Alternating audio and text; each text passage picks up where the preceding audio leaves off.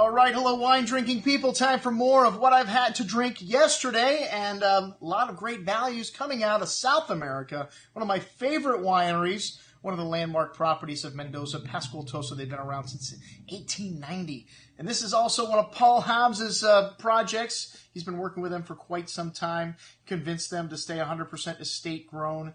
And, well, he's helped them establish several products like this Barrancas Reserva, which is out of this world, one of our favorite Malbecs from some very old vines and a single vineyard site. And this is a winery that's got a lot of vineyards, I don't know, 500 acres, but a huge amount of vineyards to draw from.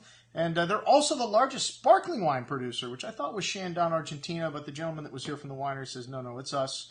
And, you know, we do make more non-method champenoise, non-Charmat sparkling than anybody in the South. And this wine, actually a decent little product, the Pascual Toso Brut, for what it is. I'm not a huge fan of cheap sparkling made wine. It's 100% Chardonnay and Charmat method, so they transfer it into the bottle where the bubbles are. So the bubbles are a little bigger, not quite as fine as method champenoise, but it's got a nice clean green apple fruit, hints of some floral notes there showing up also. A bit of sweetness on the tongue, which is what you get with a lot of inexpensive sparkling wines. And the bubble's a little big, but like I said, not bad for under $10, $9.75. Shouldn't give you too bad of a hangover.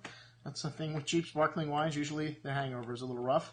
And Chardonnay, not my bag, from Mendoza, but you know, this one is not bad. It's from Barrancas, the Barrancas region of Mendoza. A little bit of toasty oak spice showing here, some apple and pear fruit, nice richness on the tongue, that ripe tropical fruit showing through, some lightly toasted oak spice, nice acidity, and for $12.75, a good little Chardonnay. All right, the Sauvignon Blanc, also a good little wine. You know, this wine had some white grapefruit, some green melon, and some notes of fresh baled hay there on the nose. A good amount of melon fruit on the tongue with that zesty grapefruit citrus and a touch of sea salt minerality. Again, for $12.75 for short money, a good little wine. And then it's really hard to beat the Bordeaux varietals. This Malbec 2011 orange label that we featured in our gift box as the #1 pick for red wine overall for value in years past. This wine really over exceeds what you're expecting for $12.75. A bit of a roasted character, that blackberry fruits, some fresh powdered black earth, a little dark cherry in there as well, coffee notes. And really nice complexity for a little wine at this price point. Smooth and polished on the tongue with that blackberry fruit, lovely freshness and some earthy notes showing, along with that smoky, toasty oak notes showing from the nose on the finish. A very good little wine, this 2011, once again.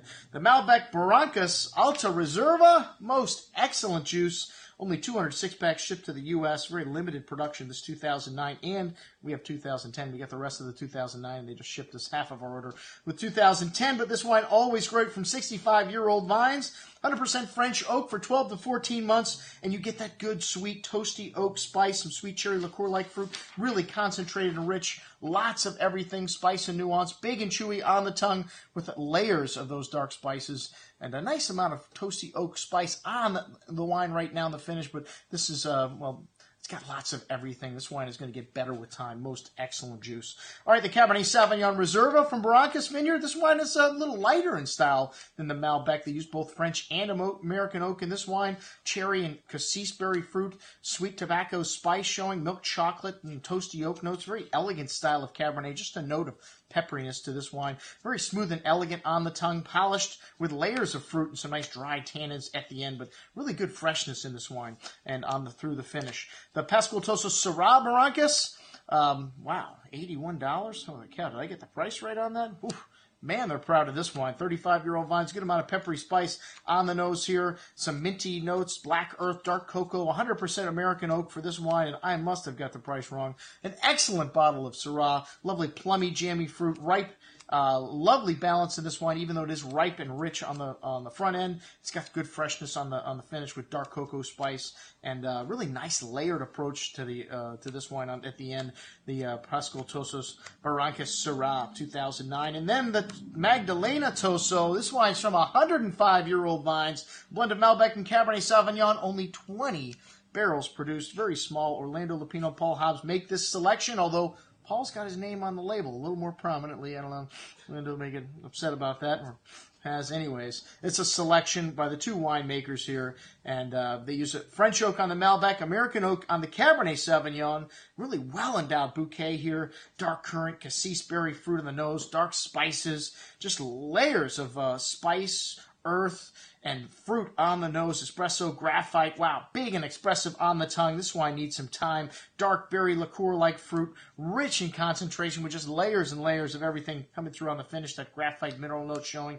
Killer juice. This wine's got all the right stuff. Just needs a little bit of time. And that's what I had to drink with our friends from Pascual, Toso. I'm your host, Andrew Lampasoni, signing off for the Wine Watch, saying remember, always drink the good stuff first.